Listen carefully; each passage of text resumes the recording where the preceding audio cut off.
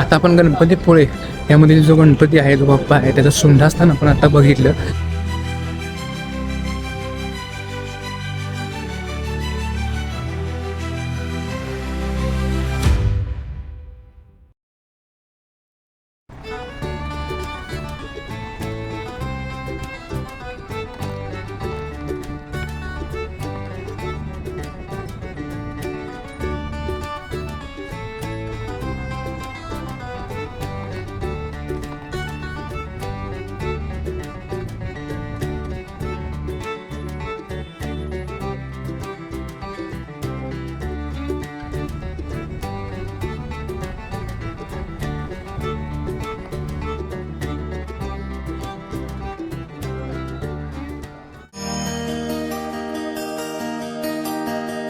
कोकणातील रत्नागिरी जिल्ह्यातील गणपतीपुळ्याचे गणेशस्थान पेशवेकालीन अतिप्राचीन आहे. या लंबोदराच्या स्थानाचा इतिहास मुद्गल पुराणादी प्राचीन वाङ्मयात पश्चिम द्वार देवता या नावाने आहे.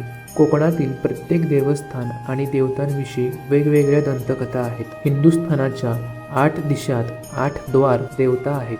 त्यापैकी गणपतीपुळ्यातील देवता ही पश्चिम द्वार देवता आहे. मोगलाईच्या काळात म्हणजेच सुमारे इसवी सन 1600च्या पूर्वी आज ज्या ठिकाणी स्वयंभू गणेश मंदिर आहे त्या ठिकाणी डोंगराच्या पायथ्याशी केवड्याचे बन होते. त्या ठिकाणी बाळभटजी भिडे हे ब्राह्मण राहत होते.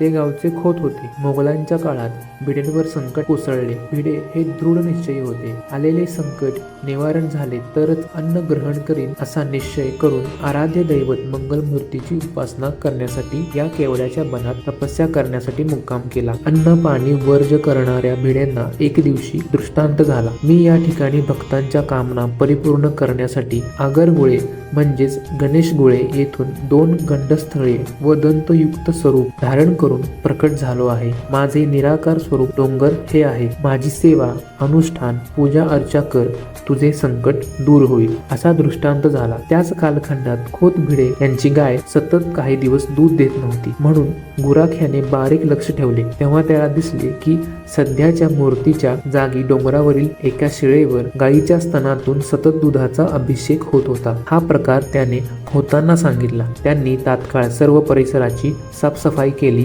व त्यांना दृष्टांतातील गणेशाची मूर्ती आढळली. त्या ठिकाणी गवताचे छप्पर घालून त्यांनी छोटेसे मंदिर उभारले. सारी धार्मिक कृत्ये भिडे भटजींनी सुरू केली. गणपतीपुळ्याला गणपतीपुळे हे नाव कसे पडले याची ही एक कथा आहे. पूर्वी या गावात फारशी वस्ती नव्हती. वस्ती झाली ती गावाच्या उत्तरेच्या बाजूला. गाव पश्चिम दिशेने उतरण असून बराचसा भाग पुळणवट आहे. हिंदुस्थानाच्या पश्चिम भागाची मुख्य सीमा जो सिंधू सागर आहे त्या लगतचे गाव असून सकल देवतांमध्ये आराध्य दैवत अशी श्री मंगलमूर्ती तिने आपल्या निवासस्थानाला योग्य ठिकाण असे पाहून या समुद्रकिनारी निवास केला. समुद्रापुढे पोळीचे म्हणजेच वाळूचे भव्य मैदानात गणपतीचे महास्थान असल्यामुळे या गावाला गणपतीपुळे असे म्हटले जाऊ लागले. गणपतीपुळ्याचे मंदिर आहे, दर्शन घेऊन शूटिंग करून दिलं नाही. बाहेरनं थोडंफार शूटिंग फक्त घेतलं. आत मूर्तीचं किंवा गाभाऱ्यातलं शूटिंग आम्हाला घेता आलं नाही. बाहेर शूटिंग घेऊन आता आम्ही प्रदर्शनी मार्गावर आहोत. गणपती मंदिरातील श्री गणपती बाप्पांचे दर्शन अतिशय सुंदर आणि छान झाले. मी आता बाप्पांचे दर्शन घेऊन निघालो होतो मंदिराची परिक्रमा प्रदक्षिणा पूर्ण करण्यासाठी. आपल्याला मंदिराच्या उजव्या बाजूला परिक्रमा मार्ग पाहायला मिळतो. प्रदक्षिणा सुरू केल्यावर 40 ते 50 मीटरवर आपल्याला परिक्रमा मार्गावरील पहिली द्वार देवता पाहायला मिळते. या पहिल्या द्वार देवतेचे नाव मोरया असे आहे. ही द्वार देवता अतिशय प्रसिद्ध असून या द्वार देवतेजवळ आपल्याला 2 दीपमाळा पाहायला मिळतात. दीपोत्सवा दिवशी या ठिकाणी पहिला दिवा लावला जातो किंवा पहिला दीपोत्सव साजरा केला जातो. त्यानंतर गणपती मंदिरामध्ये दीपोत्सवाला सुरुवात होते. प्रदक्षिणा मार्गावरून पुढे जात असताना आपल्याला अजून एक द्वार देवता पाहायला मिळते. पहिल्या मोरया द्वार देवतेनंतर परिक्रमा मार्गावरील येणारी दुसरी द्वार देवता आहे. असे म्हटले जाते की जेव्हा गणपती बाप्पा परिक्रमेसाठी निघतात तेव्हा या परिक्रमा मार्गावरील असलेल्या सर्व द्वार देवतांजवळ गणपती बाप्पा क्षणभर विश्रांतीसाठी थांबतात आणि त्याच वेळी या सर्व द्वार देवतांच्या ठिकाणी बाप्पांची आरती होते आणि बाप्पांची सेवा केली जाते.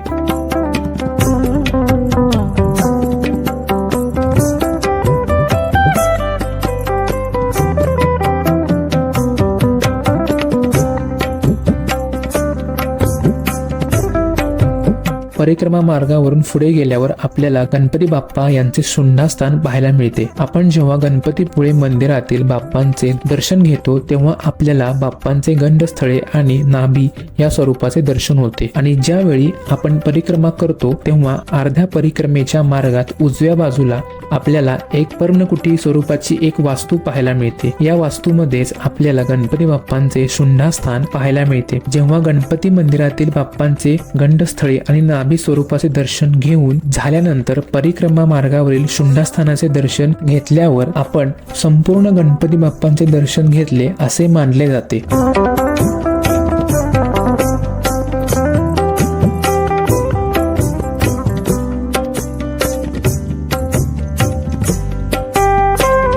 आता आपण गणपतीपुळे यामध्ये जो गणपती आहे, जो बाप्पा आहे, त्याचं शुंडास्थान आपण आता बघितलं. आता आपण ते शुंडास्थान बघून पुढं जे काही ठिकाणं आहेत प्रदक्षिणा मार्गावरची ते ठिकाणं बघायला चाललो आहोत.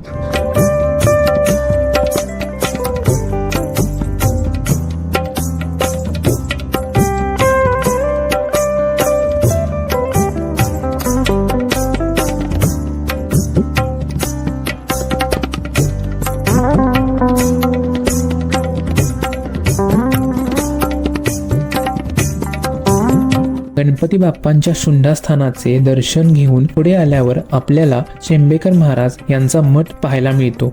शेंबेकर महाराज हे मूळचे चिपळूण तालुक्यातील होते. शेंबेकर महाराजांनी त्यावेळी गणपतीपुळे येथील गणपती मंदिराजवळील केवड्याच्या वनात येऊन गणपती बाप्पांची घोर आणि शास्त्रशुद्ध तपश्चर्या केली. या केवड्याच्या वनात प्रचंड प्रमाणात असलेले नागराज यांच्या सानिध्यात राहून आपली तपश्चर्या पूर्ण करून श्री गणपती बाप्पांची खूप मनोभावे सेवा केली.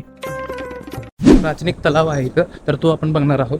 परिक्रमा मार्गावरून पुढे जात असताना उजव्या बाजूला आपल्याला प्राचीन मोठा तलाव पाहायला मिळतो. या तलावाचे नाव वाणीचे तळे असे आहे. या तलावातील पाण्याचा वापर त्या काळी आजूबाजूच्या झाडांसाठी केला जात असे. त्याचप्रमाणे गणपती मंदिरातील साफसफाई आणि इतर वापरासाठी या वाणीच्या तलावातील पाण्याचा वापर केला जात असे. हा प्राचीन तलाव खूप सुंदर आणि आकर्षक आहे. या प्राचीन तलावाची बांधणी अत्यंत सुबक आहे. या तलावाच्या एका बाजूला उतार आहे, जेणेकरून येणारा तहानलेला माणूस किंवा प्राणी त्याला पाण्यापर्यंत पोहोचण्यासाठी कोणत्याही प्रकारचे कष्ट लागणार नाहीत. अशा प्रकारचा हा प्राचीन दगडाने कोरलेला आणि चुना आणि गुळ यांच्या मिश्रणाने बांधलेला हा प्राचीन तलाव आपल्याला पाहायला मिळतो. अशा प्रकारे मनोभावे केलेली परिक्रमा 15 मिनिटांमध्ये पूर्ण होते. परिक्रमा मार्गावरून पुढे आल्यावर आपल्याला बाप्पांचे मंदिर पाहायला मिळते. आपण मंदिरात जाऊन बाप्पांचे दर्शन घेतल्यावर आपली परिक्रमा किंवा प्रदक्षिणा पूर्ण होते. मी आता परिक्रमा पूर्ण करून गणपती बाप्पांचे दर्शन घेऊन आता पुढे निघालो होतो. आपल्याला मंदिराबाहेर लहान मुलांच्या खेळण्यांची, देवी देवतांच्या मूर्तींची आणि लाकडी वस्तूंची दुकाने पाहायला मिळतात.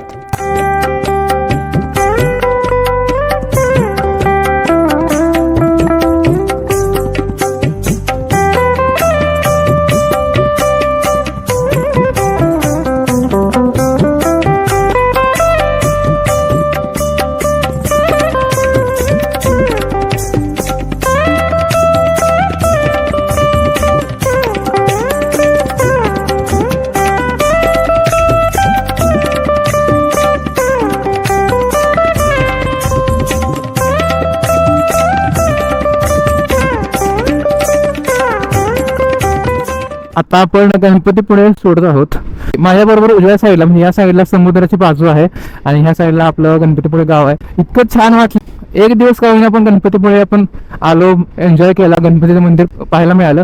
बट त्याचा शूटिंग घेता आलं नाही आपल्याला, कारण की ते त्यांनी आत कॅमेरा आणून दिला नाही. ते म्हणले रेस्ट्रिक्शन आहे इथं, त्यामुळे शूट करून देऊ शकत नाही. खरंच दर्शन इतकं सुंदर झालं ना, 5 मिनिटं तर तिथं होतो आतमध्ये. आता आपण जाणार आहोत रत्नागिरी साईडला. रत्नागिरी फिरणार आहोत थोडंफार. आपण आता गणपतीपुळे सोडलंय. गणपतीपुळे सोडून आपण ह्या रोडनं खाली आलो होतो. तसंच आपल्याला उजव्या साईडला हा बीच लागतो. पण हा जो व्ह्यू बघतोय तो किती सुंदर व्ह्यू आहे बघा. ह्या साईडला बीच, मध्ये रस्ता, कोकण आणि आपला प्रवास. खरंच आणि तो प्रवास आहे आज.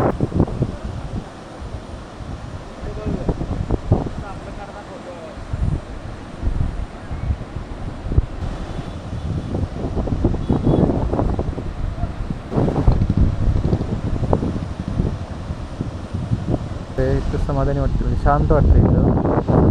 आवाज हे अनुभवायला मिळालं. मला ह्याचा खूप आनंद होतो की मी सगळं अनुभवतोय. आता तुम्हाला विजिबल होत नसेल पण तिकडं 2 जहाज आहेत छोटी मासेमारी करण्याची. तिथे एक जहाज आहे, तिकडं 2 जहाज आहेत आणि त्या साईडला पण एक जहाज आहे.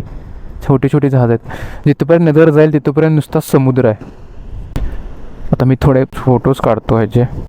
चला आपण आता बीच पाहिला. आता आपण आपल्या पुढच्या प्रवासाला लागूया.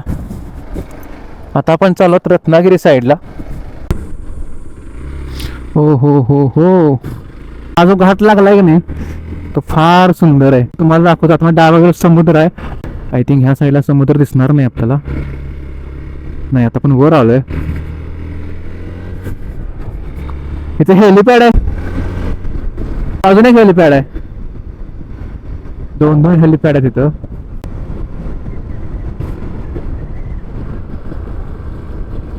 थोडस स्पीड कमी ठेवायला पाहिजे ह्या घाटामध्ये. फार तीव्र उतार आणि चढ आहेत.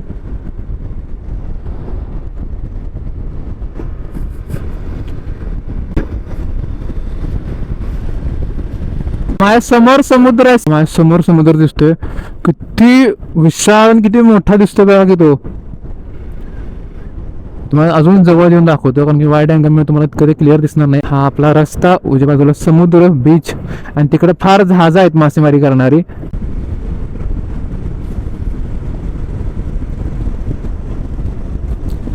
हा जो बीच आहे तो काजीर भाटी बीच म्हणून आहे. आरेवारा बीच बहुतेक पुढे आहे.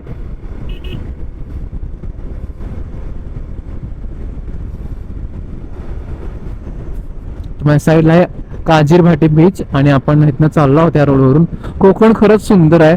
आम्ही ज्या गणपतीपुळेमध्ये तिथे स्टे केला तर तिथली रूम सोडली तर तिथं एक काकू होत्या. त्या आम्हाला सांगत होत्या की 2 मुलं वाहून गेली वाटतं सकाळी बीचवर.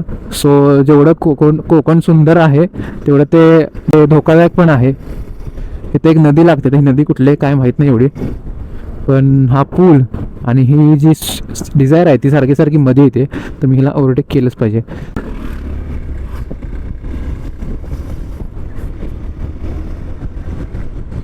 कोकणातले सुंदर रस्ते, आपली राईड. सुंदर निसर्ग, छान रस्ते आणि आपली राईड. कॉम्बिनेशन आहे ना, हे खूप दिवस झाले प्लॅनिंग करत होतो पण काय होत नव्हतं. फायनली ते काल आणि आज झालं.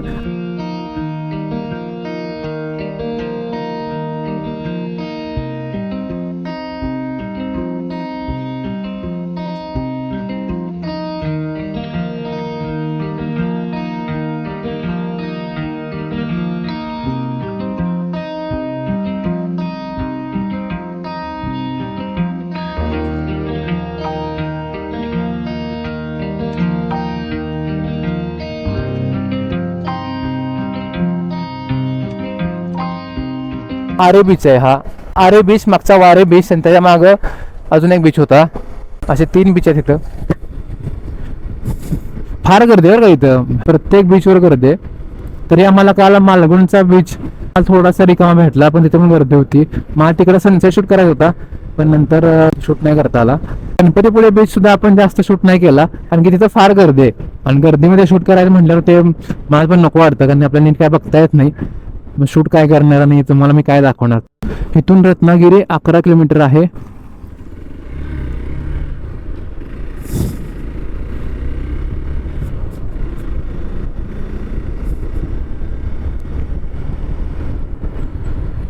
आता बसणी गाव आले. तर सध्या आपण आहोत बसणीमध्ये. मला खरं कोकणातून जायची इच्छा होत नाहीये पण काय करायचं, आता जायलाच पाहिजे. तर सध्या आपण आहोत आडी फाट्यामध्ये. माझी एक इच्छा होती, आता कसं सगळ्या इच्छा पूर्ण होतात असं नाही. ह्या राईडमध्ये किंवा ह्या सिरीजमध्ये माझी इच्छा होती की जो रात्रीच खेळ चाली जर तुम्ही मालिका बघितली असेल पहिला सीझन, तर त्या सीझनमध्ये जो वाडा दाखवलाय मला खरं तो बघायला जायचा होता. तर काय जमलं नाही का. सगळं जर का आपण आत्ता केलं तर नंतर कशाला यायचं असं वाटेल. त्यापेक्षा म्हणलं नंतर करू, नंतर ट्रिपमध्ये करू. आपण आता ह्या रोडवरून सरळ आलो. इथून रत्नागिरी सुरुवात होते आणि तुम्हाला ह्या साईडला हा सुद्धा एक किल्ला बघायला मिळेल. आता हा रत्नदुर्ग आहे पण आपण हा आता किल्ला बघणार आहोत. पण किल्ल्यावरून समुद्राचा जो व्ह्यू आपल्याला बघायला मिळणार आहे ना, एक नंबर असणार आहे तो.